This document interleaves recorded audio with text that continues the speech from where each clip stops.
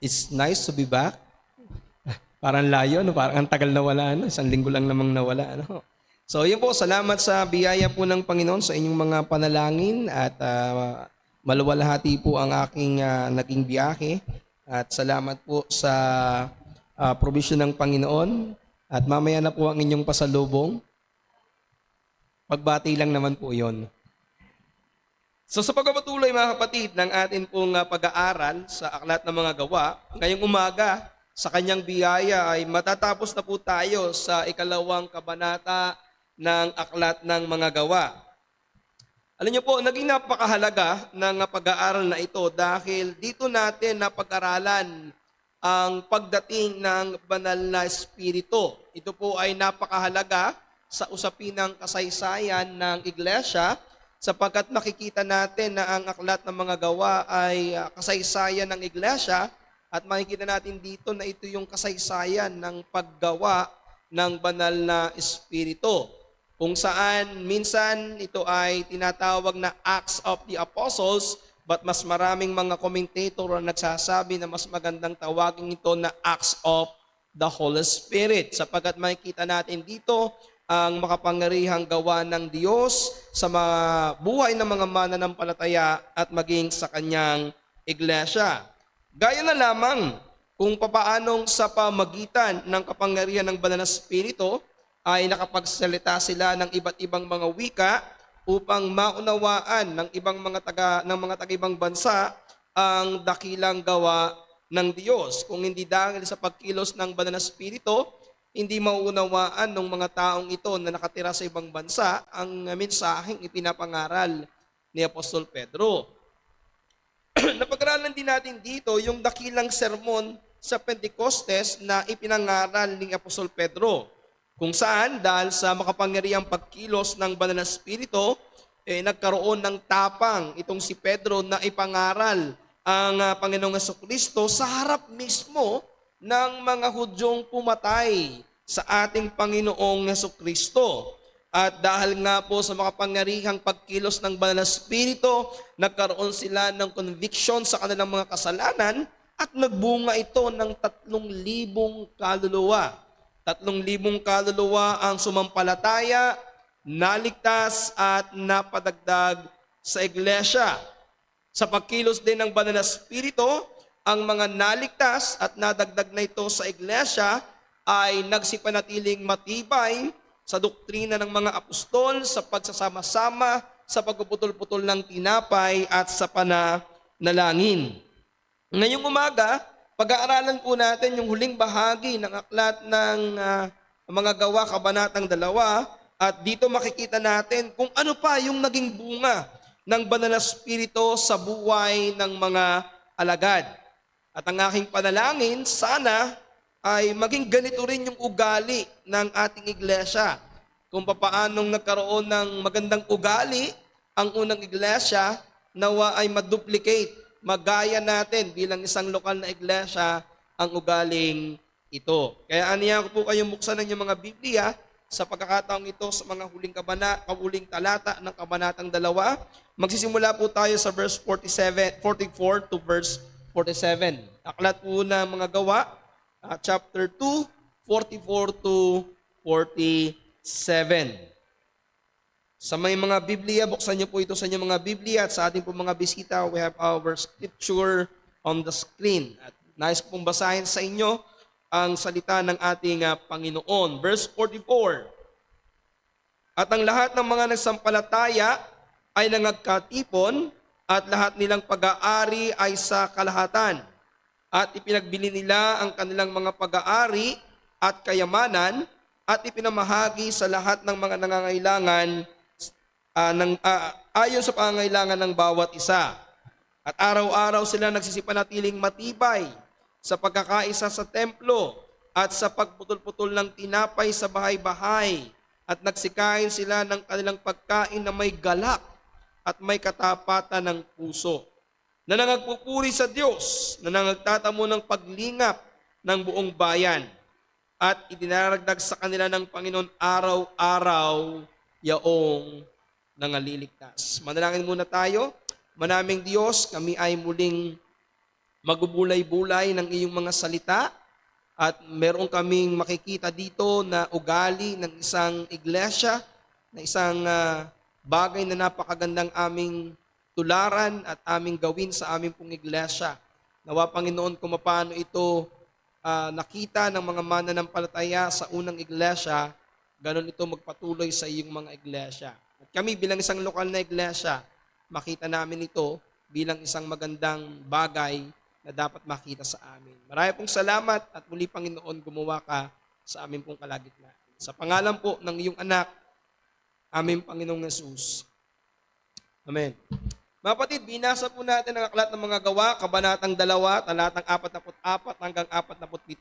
Nawa ay pagpalain tayo ng Panginoon at muli tayong hamungin ng kanyang salita. Pinamagatan ko po ang ating mensahe na bunga ng dakilang sermon sa Pentecostes Part 3. Yan ho yung ating ikatlo at huling bahagi. Ang sermon ni Pedro nung araw ng Pentecostes ay hindi lamang nagligtas ng mga nakikinig, kundi ito din po ay nagdala sa kanila ng panibagong kaisipan at bagong pamumuhay. Ang kaisipan nila na noon ay laban sa katotohanan ay napalitan ng pagsuko sa katotohanan.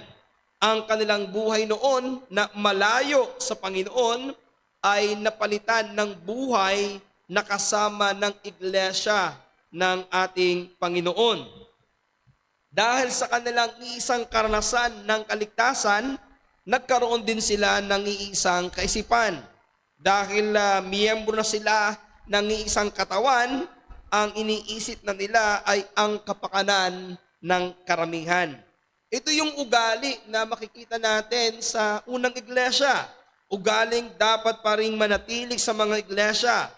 Ugaling ng nagkakaisa at nagtutulungan.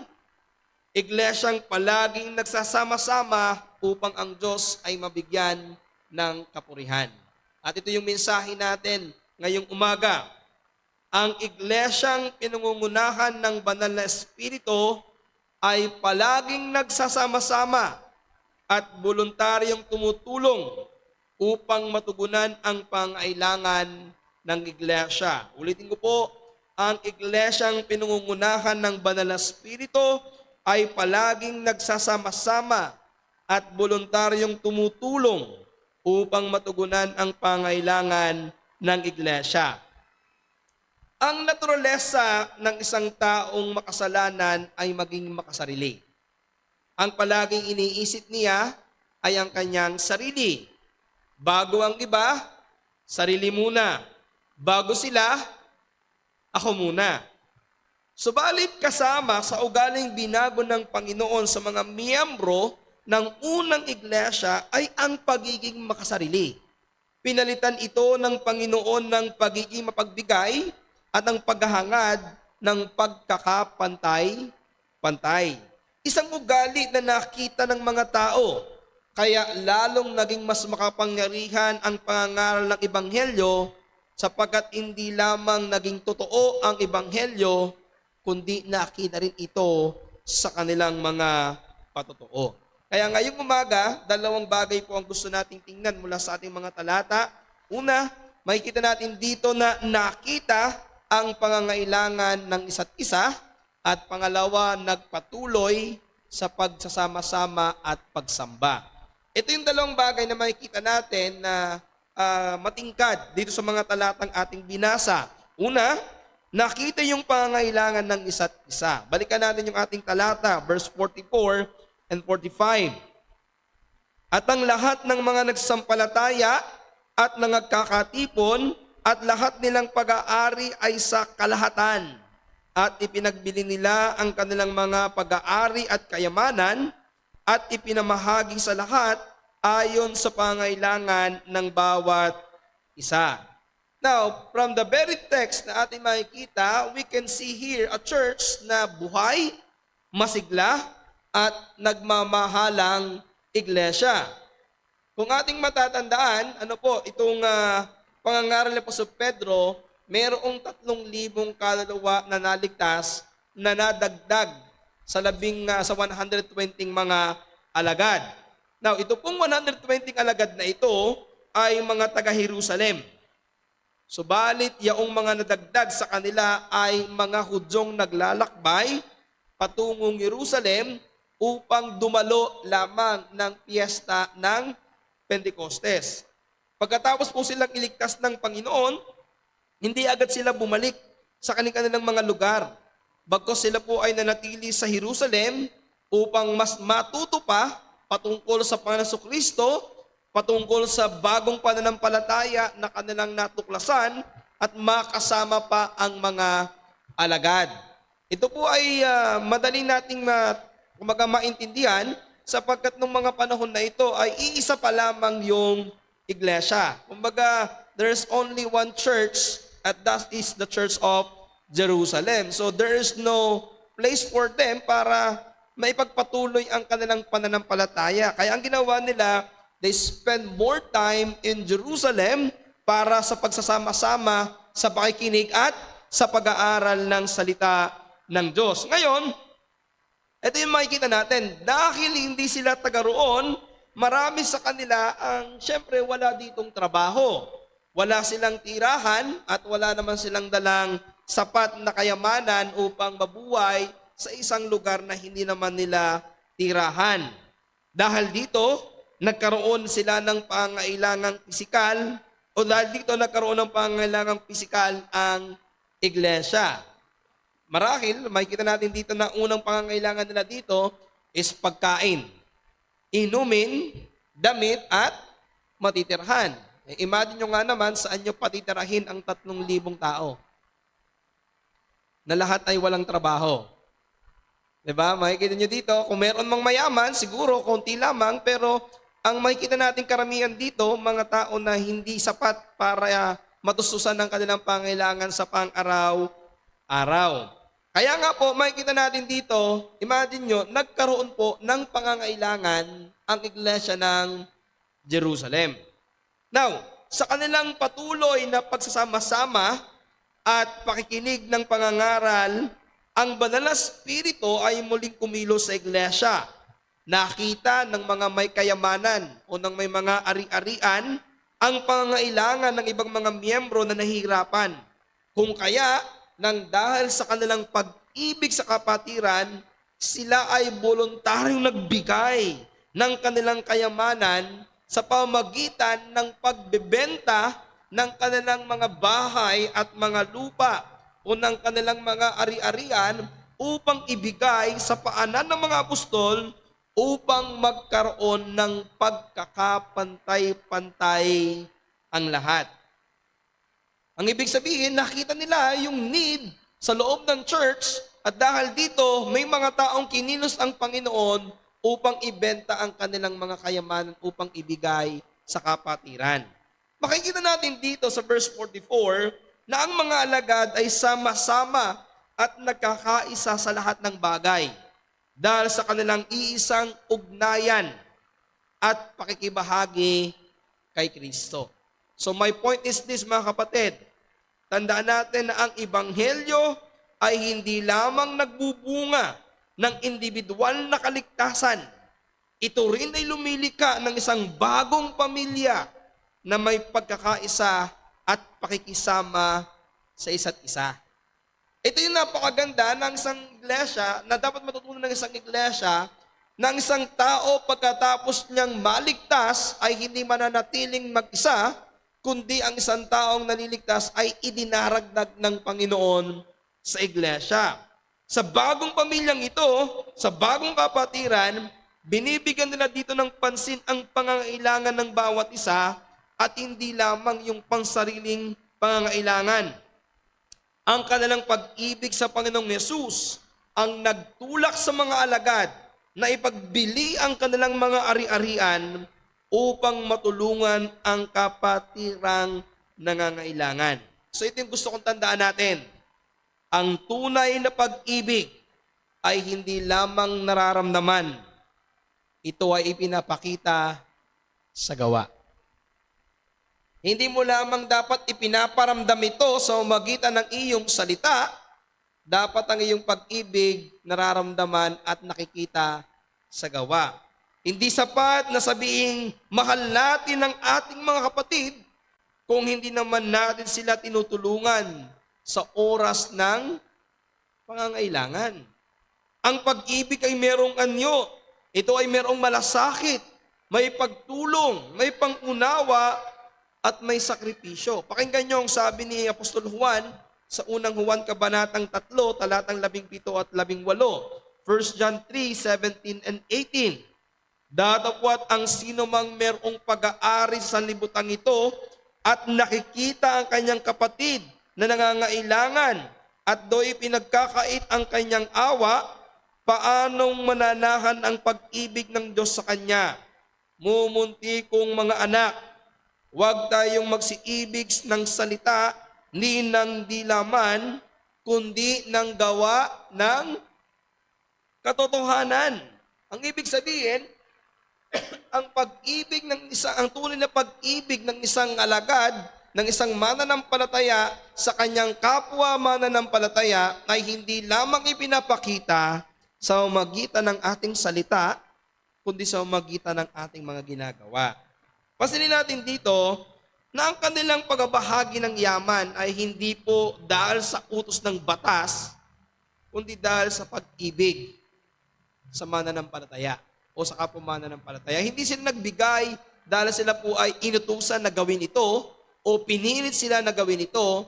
Ang kanilang pagbibigay ay voluntaryo at ito'y dahil sa pag-ibig. Sila ay kusang loob na nagbenta ng kanilang mga ari-arian. Sila mismo ang nagpasya na gamitin ang kanilang pinagbentahan upang tumulong sa mga nangangailangan. Wala ni isa man sa kanila ang pinilit na gawin ito. Ipinapakita nito yung tunay na iglesia. At ito po yung tunay na iglesia. Ang tunay na iglesia ay may malasakit sa pangangailangan ng bawat isa. Hindi lamang sa espiritual, kundi maging sa pangangailangang pisikal. Alam natin, pag sinabi natin church, ang malimit nating iniisip dito, ito'y pagtutulungan lamang sa mga espiritual na pangangailangan, na ito'y may kinalaman lamang sa pagtuturo ng Biblia. Ito'y may kinalaman lamang sa paglago sa pananampalataya. Pero gusto nating tingnan, mga kapatid, sa unang iglesia, bagamat ito yung pangunahin na kailangan ng isang iglesia, kaya makikita natin sa Acts chapter 2 verse 42, nagsipanatili sila una sa turo ng mga apostol, pero kasabay po nito, kakibat po nito, ang isang iglesia ay dapat nakikitahan din ng pag-ibig at pagmamahal sa mga nangangailangan. Makikita natin sa chapter 4 ng Acts kung paanong nagpatuloy ang ganitong kaugalian. Sa Acts chapter 4 verse 32 and Acts chapter 4 verse 34. Ganito ang sabi ng talata, ang karamihan ng mga sumasampalataya ay iisa ang puso at kaluluwa. Walang sino man sa kanila ang nagsasabing pag-aari niya ang anuman, kundi ipinamamahagi nilang lahat ang kanilang mga ari-arian. 34, sapagkat walang sino man sa kanila ang nangangailangan, dahil ang sino mang may lupa o bahay ay ipinagbili ito, at ang pinagbilahan ay nilagay sa paanan ng mga apostol upang ipamahagi ayon sa pangailangan ng bawat isa. So makikita natin dito yung iglesyang merong malasakit, yung iglesyang merong pagmamahal sa kanyang kapatid, na kung sila ay merong kakayanan na magbigay, na kung sila ay merong kakayanan upang tugunan ang pangailangan ng kapatiran, hindi sila nagdadalawang isip na kahit ibenta nila ang kanilang ari-arian, ibenta nila ang kanilang kayamanan para lamang matugunan ang pangailangan ng kapatiran. Hindi nila inisip na meron silang pag-aari na ito'y kanila lamang. Iniisip nila ito yung pag-aari ng pangkalahatan, kung kaya ibinibenta nila ito at ibinibigay sa paanan ng mga apostol. Pero nais kong ipaalala sa inyo, mga kapatid, na hindi naman nito inaalis yung karapatan na mag-ari tayo ng mga pribadong pag-aari. Now, gusto kong liwanagin na hindi naman ang ibig sabihin nito na dahil nga pag-aari na ng lahat, yung bahay mo ay bahay na rin ng kapatid mo, at yung lupain ng kapatid mo ay lupain mo na din. Atin itong lahat. Okay? Hindi ganito ang ibig sabihin nito. Ito yung mga tao na voluntaryo na ibinigay ang kanilang mga kayamanan para sa pangkalahatan, pero hindi nito inaalis at hindi nito inaalis yung pagkilala na pwede ka pa rin magkaroon ng mga pribadong ari-arian. Ibig sabihin lang po nito, hindi ito isang mandatory na utos na kailangang gawin ng lahat kung saan kinakailangang ibenta ng mga miyembro ang lahat ng kanyang ari-arian upang ibigay sa iglesia. Dahil kung mangyayari po yan, kung ganyan na po ang kautusan sa lahat ng miyembro, ay yung mga maraming lupa dito, ibenta nyo na. At yung mga magandang bahay, ibenta nyo na. At ibigay nyo sa iglesia. So gusto kong liwanagin na hindi po ito isang utos na pinag-utos na gawin ng lahat.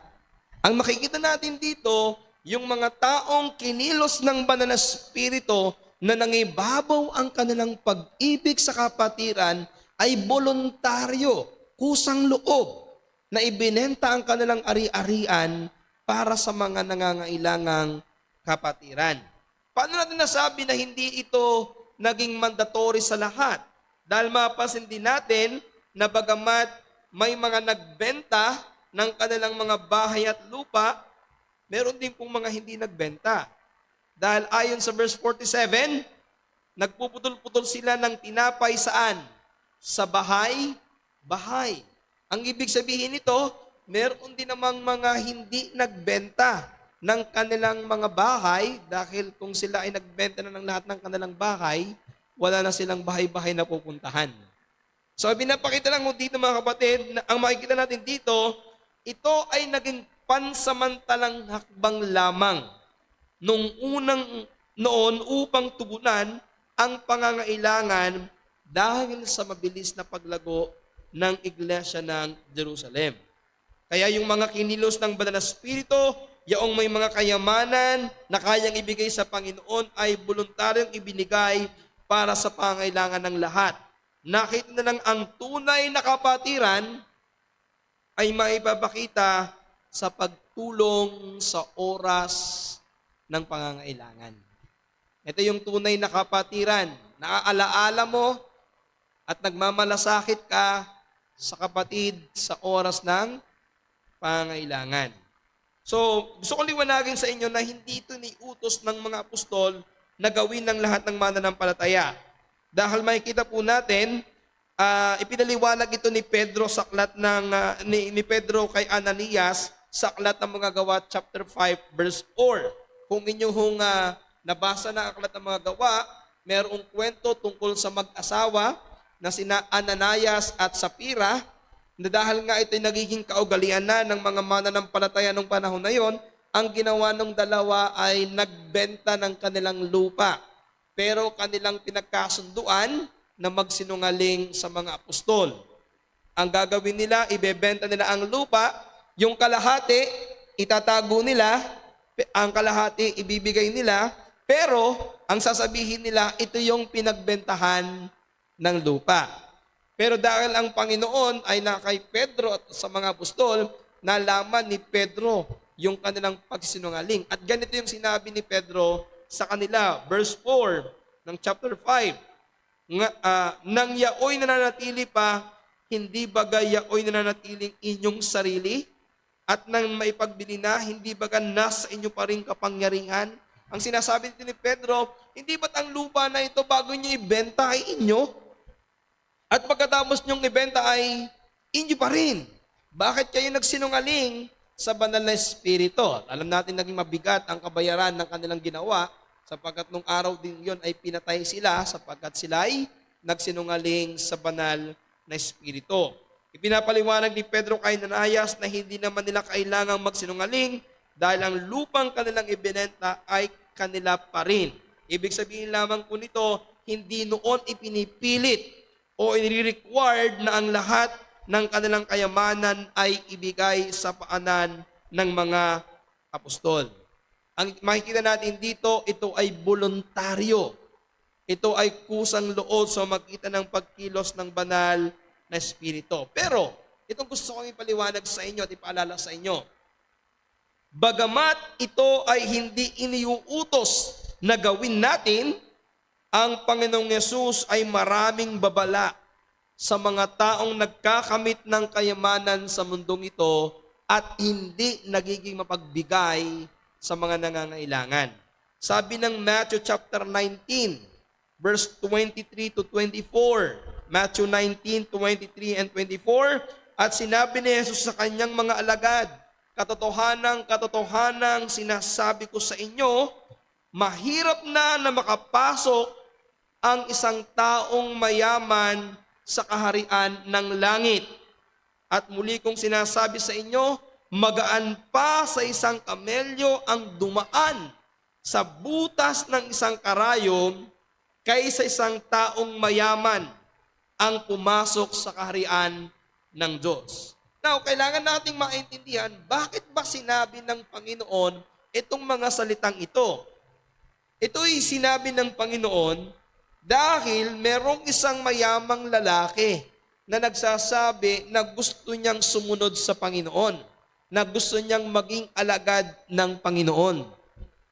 Nung tinasabi siya patungkol sa mga kautusan ng Diyos, ang sinasabi at ipinagmamalaki ng binatang lalaking ito, lahat ng ito'y nasunod na niya nung siya'y bata pa. Ngayon, para subukin ng Panginoon ang kanyang tunay na pagsunod, merong iniutos ang Panginoon sa kanya. At ang sabi ng Panginoon ay umuwi ka sa iyong bahay, ipagbili mo ang lahat ng iyong mga kayamanan, at ipamahagi mo sa mahihirap. At dahil nga itong mayamang lalaking ito ay maraming kayamanan, siya'y tumalikod at nalumbay at hindi na sumunod sa Panginoon. Tsaka sinabi ng Panginoon sa kanyang mga lagad, etong talatang ito, ipinapakita dito na ang kayamanan ay maaring maging hadlang sa pagsunod sa Panginoon. Ang kayamanan ay maaring maging hadlang upang hindi ka makapasok sa kaharian ng Panginoon. Kaya ang tinuturo sa atin dito ay yung pagpapahalaga sa kapatiran ng higit sa ating kayamanan. Na bilang isang totoong mananampalataya, handa tayong ibigay ang lahat ng meron tayo para sa kapakinabangan ng ating espiritu, ng ating kaluluwa. Ganon din, may paalala din naman sa atin si Pablo kung paanong ganito yung kanyang winika kay Apostol, kay Timoteo. Binilinan ni Apostol Pablo si Timoteo na kung sila ay merong mga kayamanan, ganito daw yung dapat na sabihin ni Timoteo sa mga mayayaman. 1 Timothy chapter 6 verse 17 and 18. 1 Timothy 6, 17 and 18, ang mayayaman sa sanlibutan ito ay pagbilinan mo na huwag magsipagmataas ang pag-iisip at huwag umasa sa mga kayamanan na hindi nananatili, kundi sa Diyos na nagbibigay sa atin ng sagana ng lahat ng mga bagay upang ating kagalak, na sila'y magsigawa ng mabuti, na sila'y magsiyaman sa mabuting gawa, na sila'y maging handa sa pamimigay, maibigin sa pamamahagi. Nang ibig sabihin pala, tinuturo naman ni Apostol Pablo na pagsabihan mo yung mga mayayaman na huwag maging madamot. Na yung mga mayayaman na huwag silang maging sakim. Na kapag kayo ay pinagpala ng Panginoon, ito'y magandang oportunidad para ikaw ay maging mapagbigay. Na ikaw ay maging maibigin sa pamamahagi. Pero gusto ko ipaalala sa inyo, hindi lang ito sa mga mayayaman. Na ang ibig sabihin talagang sobra-sobra na ang yaman. Kasi baka pwede niyong maging, sabi, di naman ako mayaman, kaya okay lang na ang tatanggapin ko lahat akin. Ang sabi lang kasi ng Biblia, mayayaman, ay hindi ako mayaman. Hindi yung gano'n. Ang ibig sabihin nito, tandaan natin, ang mga taong tumatanggap ng mga pagpapala sa Panginoon ay lagi nating magkaroon ng kaisipan na lagi tayong maging bahagi o maging handa sa pagbabahagi. Ito lagi kong nababanggit sa inyo, dapat kapag ikaw ay tumatanggap ng kayamanan, hindi kaya isang bolt, kundi isang ATM. Ano pinagkaiba ng bolt at ng ATM? Ang bolt, taguan. Ang ATM, daanan lang ng pera. Oo, meron doon, pero kung sino ang gusto mag-withdraw, lumalabas ito. Ganito yung dapat na maging ugali ng isang Kristiyano. na kapag pinagpala ka ng Panginoon, hindi lang iniisip mo ay ang sarili mo at lahat ng itatago mo, kundi kapag pinagpala ka ng Panginoon at meron kang nakikitang pangangailangan ng kapatiran, bukas palad ka na magbigay sa abot ng iyong makakayanan. So ang punto ko sa inyo ito mga kapatid, ang pagiging mapagbigay ay tanda ng pusong malapit sa Diyos. Ang pagbabahagi ng yaman ay nangangailangan, ang pagbabahagi ng yaman sa nangangailangan ay hindi lamang kabutihang loob, kundi ito'y pagsunod sa kalooban ng Diyos. Sa paggawa nito, ang mga mayayaman ay mailalayo sa tukso ng kasakiman, matututunan ng kababaang loob at pag-ibig sa kapwa. Kaya bilang unang hamon natin mga kapatid, ito yung ating hamon. Gamitin natin ang yamang ipinagkatiwala sa atin para katagpuin ang pangailangan ng kapatirang nangangailangan. Maging bukas palad tayo sa ating kapatiran, lalong-lalo na sa oras na sila ay nangangailangan. Pangalawa, bukod sa nakita nila yung pangangailangan ng isa't isa, sa ating talata makikita rin natin na nagpatuloy sila sa pagsasama-sama at pagsamba. Acts chapter 2 verse 46 and 47. At araw-araw silang nagsisipanatiling matibay sa pagkakaisa sa templo at sa pagpuputol-putol ng tinapay sa bahay-bahay at nagsisikain sila sa kanilang pagkain na may galak at may katapatan ng puso na nangagpupuri sa Diyos at nagtatamo ng pagkalingap sa buong bayan at idinaragdag sa kanila ng Panginoon araw-araw yaong nangaliligtas. Now, makikita nyo dito na ang unang iglesia, nung mga panahon na yon, wala pa silang gusali. Sa kasaysayan po, wala pang iglesia na nagkaroon ng sariling gusali hanggang sa ika-4 na siglo. Kaya ang makikita natin dito, saan sila nagtitipon? Sa templo. So, ang iglesia ng Jerusalem ay nagsimulang magtipon sa templo at sa mga bahay-bahay ng mga miyembro para sumamba at magsama-sama. Now, ang templo ho noon, ang pampublikong lugar ng pagsamba para sa lahat ng mga Hudyo. Ang templo noon ay hindi eksklusibo lamang para sa mga pariseyo o sa mga skriba, kundi ito'y para sa lahat ng mga Hudyo. Lahat ng mga relihiyosong grupo nung panahon na yon ay pwedeng magtipon sa templo. Ito man ay mga pariseyo, mga saduseyo, o mga skriba, o kahit yung mga ordinaryong tao, pwede silang magtipon sa templo. Noong mga panahon na iyon, gusto ko rin malaman ninyo na hindi naman po agad na humiwalay ang mga Kristiyano sa Judaism. Ibig sabihin, hindi yung pagkatapos silang sumampalataya kay Kristo, wala na agad silang pakikipag-ugnayan sa ibang mga Hudyo o naging separatist na agad sila. Instead, ang makikita natin dito, nagpatuloy sila sa paggamit ng templo bilang lugar ng kanilang pagsamba.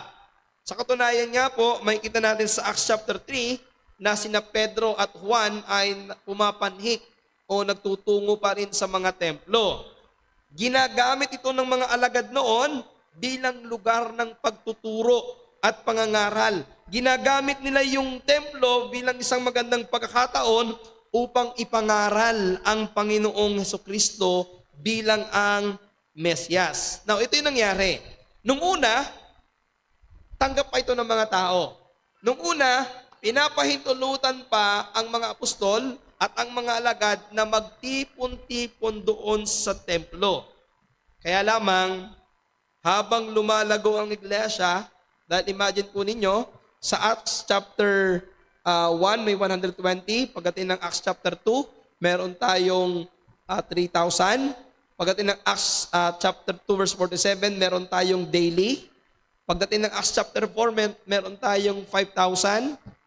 So imagine po ninyo kung gaano karami na yung mga miyembro na ito na nagtitipon-tipon sa templo. So ito nangyari, habang lumalago ang iglesia, laro ling dumadami yung pagtutol ng mga pinuno ng Judaismo. Dahil kalaunan, nakita ito ng mga Hudyo, ng mga Pariseyo, at sila'y tumutol sa ginagawang ito ng mga alagad. Kaya po, makikita nyo na pagdating ng chapter 7 ng Acts, makikita natin dito yung matinding pag-uusig na sa mga alagad na nagtulak sa kanila para lisanin na yung mga templo, para hindi na sila sa templo magtipon-tipon, kundi magtipon-tipon na lamang sila sa mga bahay-bahay. Nangangaral na lamang sila ng ebanghelyo sa langsangan at sa labas ng Jerusalem. So pinapakita natin dito na nung una, meron silang lugar na pinagtitipunan, pero dahil sa pag-uusig, sila po'y napilitan na pumunta na lamang sa mga bahay-bahay. Kaya bukod sa templo, nagtipon na po sila sa maliliit na grupo, sa mga bahay-bahay upang doon sila sumamba, magsalo-salo ng tinapay at magkaroon ng fellowship. Dito rin siguro natin masasabi na nagmula yung idea ng house church. Yung mga iglesia sa mga bahay-bahay, kung saan yung mga maliliit na grupo ng mga mananampalataya ay nagtitipon-tipon sa mga bahay-bahay ng mga miyembro. At makikita natin itong ganitong senaryo pagkatapos po ng aklat ng mga gawa. Dahil sa aklat ng mga sinulat ni Apostol Pablo, makikita natin na ina-address na ni Pablo yung mga churches na nagtitipon sa mga bahay-bahay. For example, Romans chapter 16, verse 5. Ang sabi ni Pablo, batiin ninyo ang iglesyang nagtitipon sa kanilang bahay. 1 Corinthians 16, verse 19. Binabati kayo ng mga iglesia sa Asia. Binabati kayo ni Aquila at ni Prisca na kasama sa Panginoon, pati ng iglesia na nagtitipon sa kanilang bahay. Colossians 4 verse 15, batiin ninyo ang mga kapatid sa Laodicea at sa Nympha at ang iglesyang nagtitipon sa kanyang bahay. Philemon chapter 1 verse 2, kay Apia na ating kapatid at kay Arkipo na ating kapakawal at sa iglesyang nagtitipon sa iyong bahay. So gusto ko liwanagin sa inyo mga kapatid, yung katotohanan sa banal na kasulatan na ang iglesia ay hindi tumutukoy sa lugar na pinagtitipunan.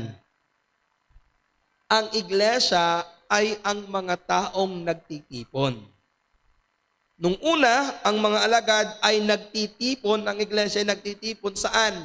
Sa templo. Pero kalaunan, dahil nga sa persecution na nangyayari at sa pangangalat ng mga miyembro, ang iglesia ay nagsimulang magtipon sa mga bahay-bahay. Kaya pwedeng magkaroon tayo ng pagtitipon ng ating iglesia sa bahay ng kapatid na ganito, sa bahay ng kapatid na ganito. Hindi lang tayo nakakonfine na dito tayo magtitipon, bagamat siguro kakailanganin natin ng malaking bahay ng kapatiran para matipon natin ng ganitong kadami. Pero pwedeng magtipon ng iglesia kahit sa bahay. Ito yung nakita natin dito. Now, makikita rin natin dito yung pagpuputol-putol ng tinapay. Yung salitang pagpuputol-putol ng tinapay dito ay maaaring tumukoy sa dalawang bagay. Maaaring tumutukoy po ito sa simpleng pagkain ng magkakasama o maaaring sa pagsasagawa ng banal na hapunan. Pero ano man ang ibig sabihin nito, whether ito ay simpleng pagkain ng hapunan, ipinapakita nito yung isang tanda ng pagkakaisa ng mga Kristiyano. Sa pagtitipon ng iglesia, maaaring kasama ang laging pagsasalo-salo. Diba, isa sa mga nagiging biruan natin, ang mga bisyo daw ng mga Baptist ay pagkain. Pag nagsama-sama, laging merong pagkain. Alin nyo, ito yung makikita natin sa panahon na ito. Sa panahon ng unang iglesia, natural at isang gawain talaga nila na kapag sila'y nagtitipon-tipon at nagsasama-sama, mayroong pag-aaral ng salita ng Diyos, mayroong pagsasama-sama sa pagsamba, pero hindi nawawala sa pagtitipon nila ang pagkain ng pagsama-sama. Naalala niyo tinuro ko sa inyo noon, nung last time, yung tungkol sa love feast. Ito yung pagkain ng pagsasama-sama na ang intensyon hindi lamang kumain, ang intensyon nito ay palaguin ng pagsasama-sama ng kapatiran. Sa pagtitipon ng iglesyang ito, natagpuan nila yung tunay na kagalakan. Na kahit sa simpleng pagkain lamang ng tinapay ng sama-sama, nakakaramdam sila na kagalakan. Alam niyo, maraming beses naman tayong kumakain, pero iba talagang kumain ng kasama mo yung kapatiran. Pwede ka naman kumain sa isang handaan, pwede kang kumain sa isang restaurant, pero iba yung pakiramdam na kumakain ka sa mesa na ang kasama mo ay kapatiran. Kahit sa simple pagsasalo-salo ng mga kapatiran, maaari mong maramdaman ang tunay na kagalakan, ang tunay na saya na kasama mo sa mesa ang kapwa mo mananampalataya. Ngayon, hindi ito mangyayari kung wala tayong spiritual na ugnayan sa isa't isa. Kung hindi tayo malalim na konektado sa Panginoong Jesucristo. Kaya ito yung napakahalaga, mga kapatid. Ito yung punto natin. Ang pagsasama-sama o fellowship ng iglesia ay isang paraan ng biyaya na nagpapalago sa mananampalataya. Are you with me? Ang fellowship ay mahalaga kasi tumutulong ito para lumago ka. Pansinin niyo po mga kapatid, ang mga miyembro na walang pakikisama, ang mga miyembro na hindi nakikibahagi, nakikisali sa mga pagtitipon ng fellowship, makikita natin ito yung mga miyembro na hindi nagiging matibay. Yung hindi natin laging kasama sa pagkain. Yung hindi natin kasama sa mga gathering ng fellowship. Ito yung mga miyembro na lumalayo. Ito yung mga miyembro na hindi nagiging matibay. Kaya ito yung paalala ko sa inyo at hamon ko sa inyo. Isalin natin ang ating sarili. Pagpilitan nating isali ang ating sarili sa bawat fellowship ng iglesia. Ito man ay sa ating church building o sa bahay. Alam niyo bakit ngayon nagiging isang struggle na ang fellowship sa mga iglesia? Alam niyo kung bakit maraming mga dumadalo ngayon ang wala ng ganong kalalim na interes na sumama sa fellowship? Ito yung problema. Nasa panahon tayo ngayon na itinuturo ng mundo ang isolation o yung pagiging mapag-isa. Halimbawa, bagamat may lugar noon ang online service nang dahil sa pandemic, ang problema, maraming mananampalataya ngayon ang naging pagpipilian na ang online service. At sa iba pa nga, mas prepare pa nila ang online service. Now, paalala ko sa inyo mga kapatid, ang pagpapalago sa kapatiran ay mas naging epektibo sa pamamagitan ng pisikal na pagtitipon ng iglesia. Yan ang definisyon ng iglesia. Nagtitipon ng sama-sama. A call-out assembly para sumamba. Ang pangako ng presensya ng Diyos ay ipinangako sa nagtitipong iglesia. Hindi sa online na ikaw ay nag-iisa. Nagiging alternatibo lamang ito kung talagang hindi kaya. Nagiging alternatibo lamang ang online kung hindi talaga posible na ikaw ay makadalo. Pero huwag mo itong ipalit sa pagtitipon ng iglesia. Ganon din, dahil sa social media, maraming tao ang mas nagiging kontento ng mag-isa. Basta kasama nila ang cellphone nila. Mas maraming tao ngayon, mas gustong kasama ang digital kaysa physical. Siguro hindi lang naman ito sa ibang bansa, kundi maging sa atin sa Pilipinas. Noong ako po ay nasa Singapore, kapag ako'y sumasakay ng train, isang bagay ang napapansin ko sa mga tao doon, walang komunikasyon. Lahat ng nakasakay sa train, nakahawak sa cellphone. It's either naka-headset or mayroong binabrowse. At ganito na rin po yung mundo natin ngayon. Sa loob ng bahay, sa halip na nag-uusap, mas maraming panahon ang hawak ay cellphone. Pag nasa paaralan, pag break time, sa halip na nakikipagkwentuhan, ang hawak ay cellphone. Paalala ko naman to sa inyo mga kapatid. Pag nasa loob kayo ng simbahan, pagkatapos ng service, wag cellphone ang hawakan ninyo. Kumausap kayo ng tao. Wag yung inyong telepono. Kaya ito magandang paalala ko dun sa mga magulang. Kapag kayo ay nandito, huwag niyong hayaan ng mga anak ninyo ang laging cellphone ng hawak kahit nasa loob ng simbahan. Turuan niyo silang makipagkapwa-tao. Ang kailangan nila ay totoong tao, hindi ang mga tao sa loob ng telepono. Ito yung itinuturo ngayon ng mga tao. Now, dito, liwanagan sa inyo. May lugar ang minsan na mag-isa sa pagsamba. May lugar yung sumamba kang mag-isa. Pero ang disenyo ng Diyos, meron kang kasama na sumasamba. May lugar po na magkaroon ka ng personal worship, pero hindi lang yung dapat mong ginagawa. Ang disenyo ng Panginoon sa bawat Kristiyano, makasama ang iglesia sa pagsamba. So ang hamon sa atin, sa bawat pagtitipon, hangarin mong makasama ang mga totoong tao at sikapin mong makinabang ang iyong espiritu sa mga pagtitipong ito.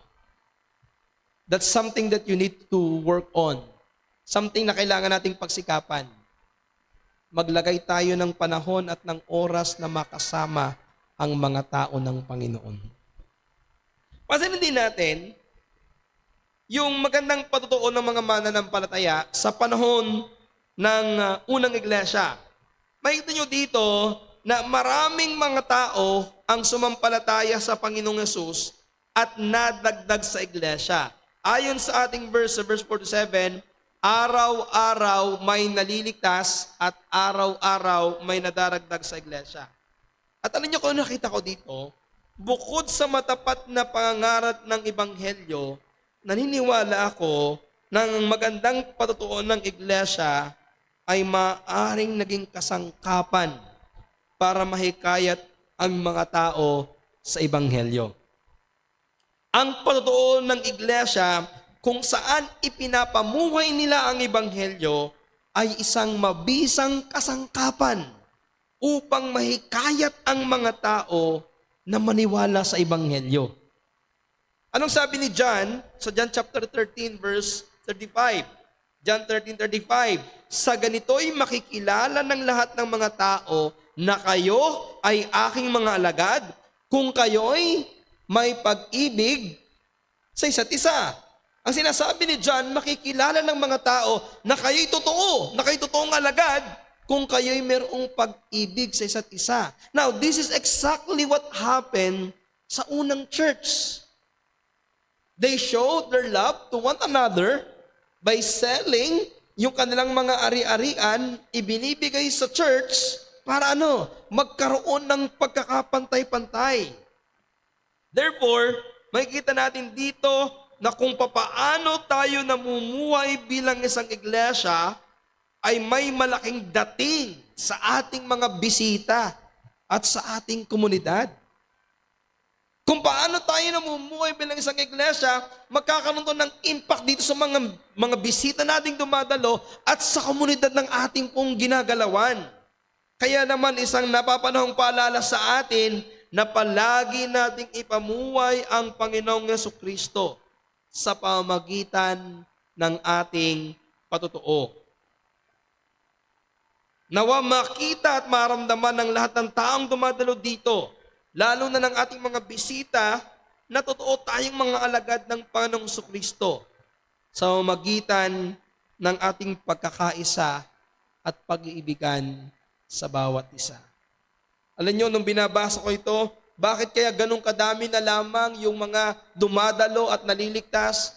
Nakikita ko dito na hindi lamang nila nakikita yung kapangyarihan ng pangangaral ng Ebanghelyo. Nakikita ng mga tao, totoo yung Ebanghelyo na ipinapangaral ng grupong ito.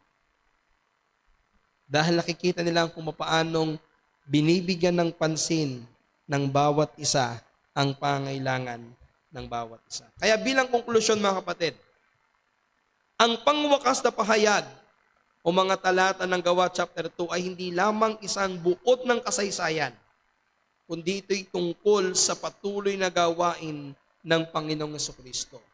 Mula pa noong Pentecostes, walang araw na lumilipas na hindi nagdaragdag ang Panginoon sa kanyang iglesia.